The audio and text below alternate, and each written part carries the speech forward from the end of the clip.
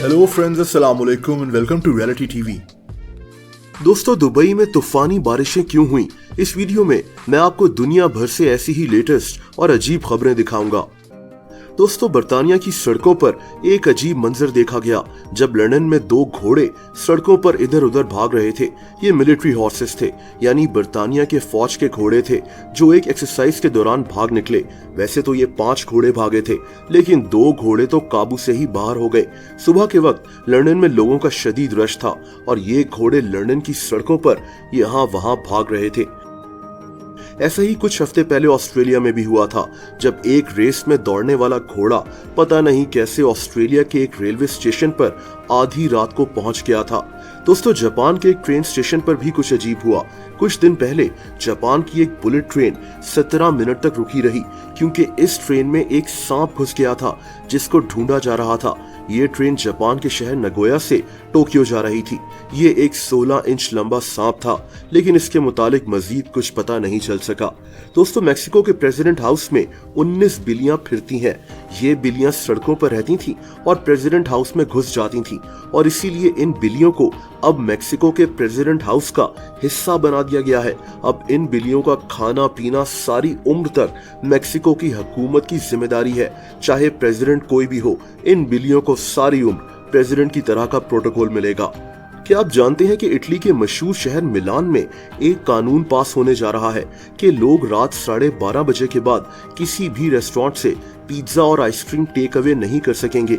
इसकी वजह यह है कि इस शहर की सड़कों पर आधी रात को टूरिस्ट का बहुत शोर हो जाता है और इस शहर के लोग बहुत तंग हैं। इसीलिए शहर की लोकल हुकूमत कानून लेकर आ रही है कि लेट नाइट किसी भी रेस्टोरेंट से पिज्जा और आइसक्रीम टेक अवे नहीं किया जा सकेगा, ताकि लोगों का रश कम हो। दोस्तों, अब चलते हैं फ्रांस, जहां एक इंतहाई अजीब मुकाबला हुआ। ये एक रेस थी जिसमें वेटर्स और वेट्रेसेस मुकाबला कर रहे थे। इनको एक ट्रे को बैलेंस करना था जिसमें क्रोइसॉन, एक कॉफी कप और एक पानी का ग्लास मौजूद था। ये रेस 110 साल से फ्रांस में तकरीबन हर साल होती है। इन लोगों को तकरीबन 2 किलोमीटर तक ऐसे ही चलना होता है। इस रेस में 200 लोग शामिल थे। जीतने वाले 2 लोगों को मेडल्स दिए गए और एक आलीशान होटल में एक दिन का स्टे दिया गया। दोस्तों, फ्रांस में ही एक अजीब वाकया हुआ जब फ्रांस की नेशनल लाइब्रेरी से 4 किताबों को हटा दिया गया क्योंकि ये किताबें जहरीली हो चुकी थीं।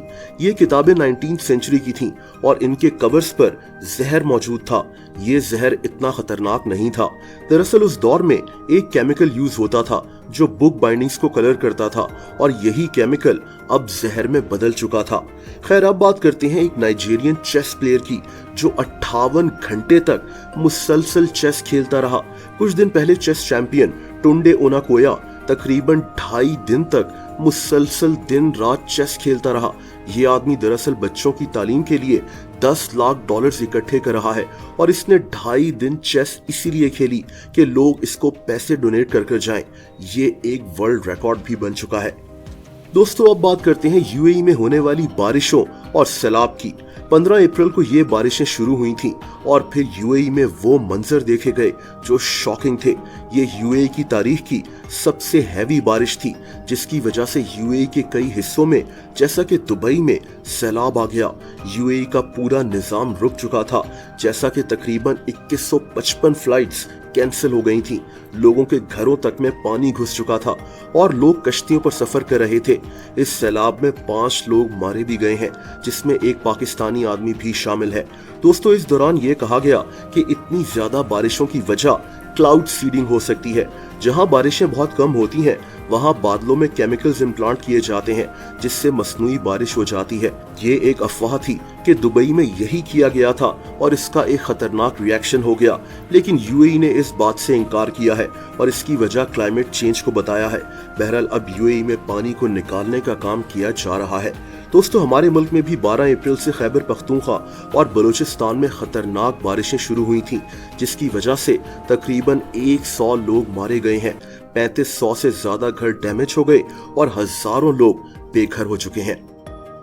और आखिर में बात करते हैं एक और अजीब वाकये की।